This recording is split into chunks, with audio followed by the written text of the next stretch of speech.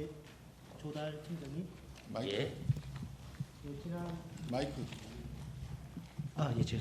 조달 청장님, 지난 9월 12일에 그 대통령 집무실 이전 및 관저 보수 공사와 관련된 감사원 감사 결과 공개됐는데, 대통령실 이전에 따른 관저 공사 불법 하도급 사례 확인됐고, 심지어 무자격 공사 업체들도 있었습니다. 뿐만 아니라 준공 도면 조처 없이 준공 검사 조서까지 작성됐고, 한마디로 무법천지 공사였는데요.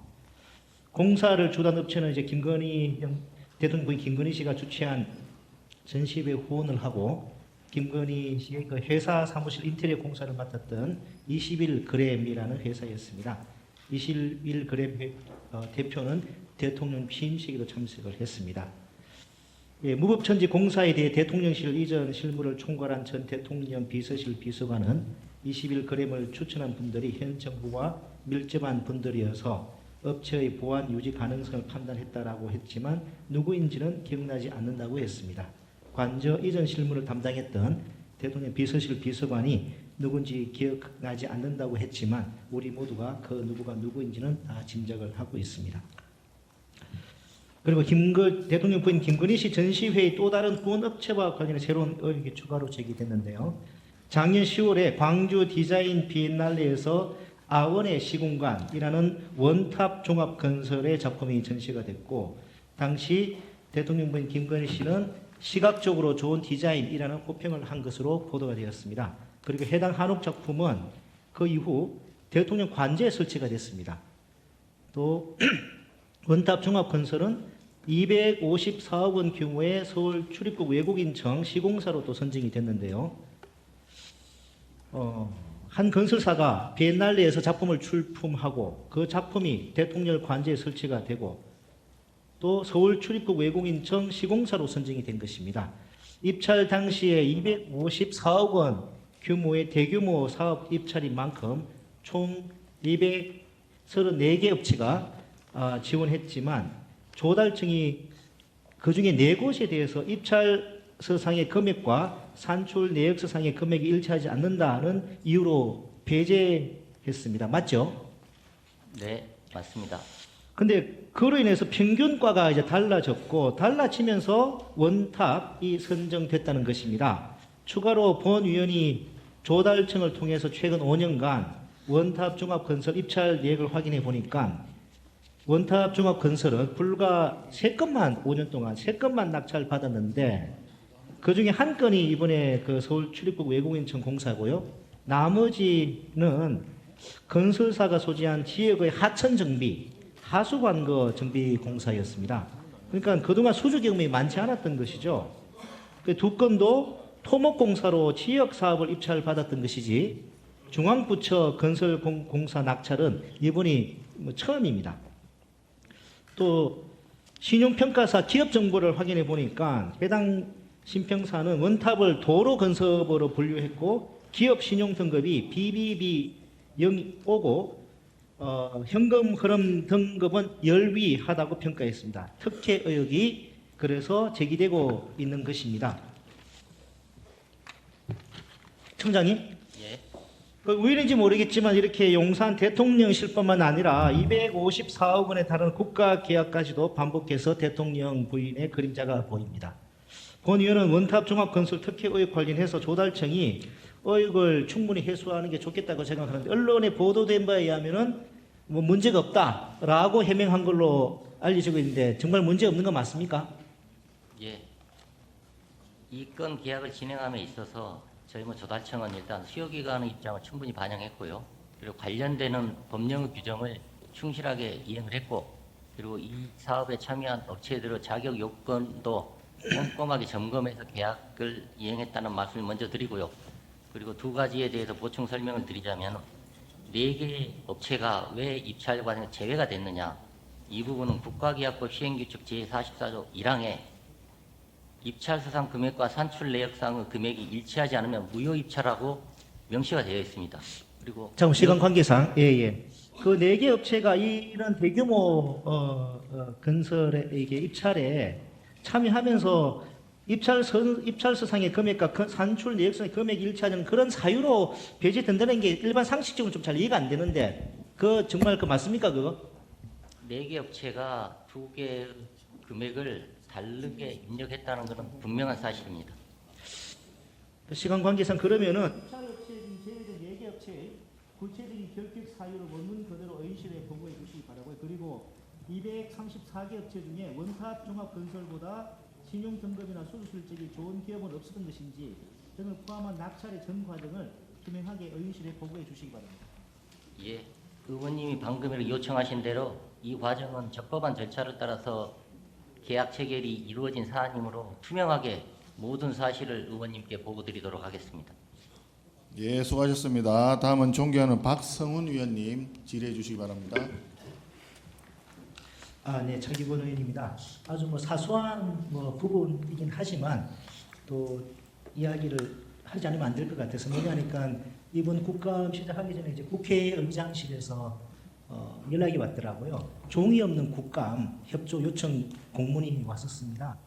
그래서 국회도 많은 노력을 해야 되겠지만 이제 오늘 와서 보니까 업무와 직접 관련되는 자료라면 모르겠는데 여기 이제 요 국정감사가 오찬 안내 그리고 찬 종류가 적혀있는 이 종이를 보니까 이건 과도한 의전을 위한 불필요한 이 낭비가 아닌가라는 생각이 들어서 우리가 이 업무와 직접 관련 없는 이런 부분부터 조금 좀 자제를 하는 것이 어떨까라는 생각이 들어서 좀 건의를 드리게 됐습니다.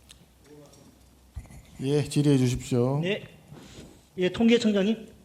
네.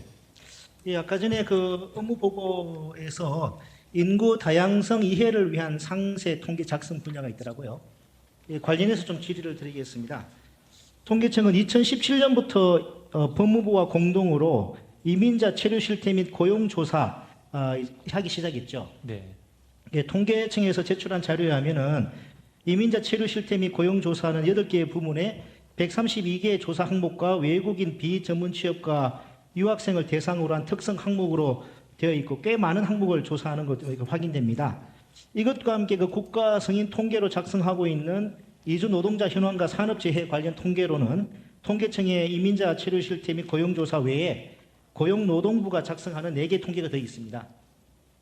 그런데 여기서 주목할 점은 이 많은 조사 항목과 여러 통계에도 불구하고 외국인 사망자와 관련된 통계는 고용부가 작성하는 산업재해 현황만이 유일한데 그런데 이 통계조차도 그 산재 보상이 승인된 재해만을 대상으로 산출하고 이에 해당하는 외국인 사망자가 통계 조사에 포함은 되지만 내 외국인이 따로 구분되어 공표되지는 않습니다. 예, 청장님, 이 현재 국가 승인 통계 중에 이주 노동자 현황 및 산업재해 관련 사망자 통계 종류 지금 제가 말씀드린 내용과 같죠? 예, 저희 통계청의 사망 통계는 기본적으로 내국인을 대상으로 지금 작성하고 외국인은 있고요. 아직 말씀하신 없죠, 것처럼 외국인 쪽은 좀 아직 예. 제가 이제 외국인 사망자 관련 통계가 너무 적어서 법무부에 요청을 해서 받아보니까 2018년부터 2022년까지 국내 체류 중 사망한 외국인이 모두 15,325명이더라고요. 15,325명. 근데 여기서 법무부 제출 자료를 사망 원인별로 분류를 해보니까 사망 원인을 알 수 없는 사망자 수가 6,771명, 비율로는 무려 44.2%에 달했습니다. 그러니까 체류 외국인의 절반 가까이 정도에 대해서는 사망 원인을 확인할 수 없는 상황입니다. 그 국내 체류 외국인이 250만 명 넘은 지 오래인데요. 윤석열 정부도 지난 7월 역동 경제 로드맵에서 외국 인력 확충 방안 마련하겠다고 밝힌 상황입니다. 또 윤석열 정부 들어서 비전문 취업 E9 비자 규모가 올해 2023년에는 약 16만 8천 명으로 늘었고 8월 기준으로도 12만 6천 명에 달했습니다. 또 이제 법무부는 또 9월 26일에는 신출입국 이민 정책도 발표를 한 바도 있는데 청장님, 그 인력이 이제 우리가 필요하다고 해서 비자를 확대해 놓고 그런데 그 국내 들어와서 일하시다가 사망하시거나 이런 외국인 분들에 대해서 통계를 전혀 관리하지 않고 있는 것은 이 바람직하지 않을 뿐만 아니라 우리나라 국제적 위상에도 좀 걸맞지 않은 현실이 아닌가 싶은데 동의하시죠? 예, 외국인 사망은 지금 말씀하신 대로 법무부에서 지금 관리를 하고 있는데요. 그래서 네. 이거를 통계하는 부분은 법무부랑 한번 협의를 해보겠습니다. 네네 그렇습니다. 이 법무부랑 좀 적극 협의하셔서 그 외국인 사망자 관련해서의 사망 원인 그리고 사망 원인별 또 체류 자기별 국적별 통계 뭐 통계화 되도록 좀 신경을 써 주시기 바랍니다. 네. 예, 그다음에 관세청장님. 예. 그 개인 통관 보유 부호 관련해서 좀 그 질의를 드리겠습니다. 올해 9월달에 이커머스 시장 중개 플랫폼에서 11만 3천여 건의 개인정보 유출된 사건 알고 계시죠? 예. 잘 모르시나요? 들었습니다. 네네, 11만 3천여 건 유출됐는데 문제는 이번에 유출된 개인정보에 개인 통관 번호가 포함되어 있다는 것입니다.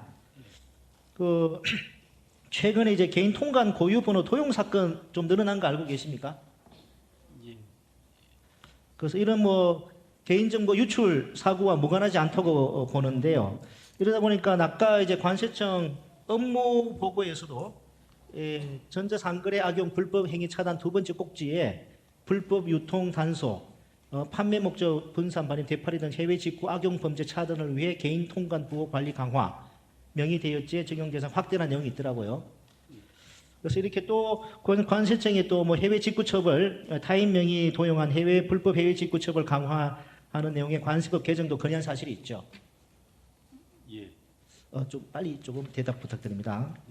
그래서 이게 명의 도용 관련 사례 PPT 보시면은 국내 세계 업체가 해외 공급 업체로부터 확보한 국내 소비자 3천여 명의 개인 통관 번호를 도용해서 시가 138억 원 상당의 위조 신발 2만 6천여 점을 자가 사용으로 위장하여 반입한 사례가 있었고요. 또 오픈마켓 구매 대행업자가 570명의 개인 통관 번호를 무단 도용해서 시가 3.6억 원에 이르는 판매용 가전제품 1,900여 점을 자가 사용으로 위장해 반입한 사례도 있었습니다.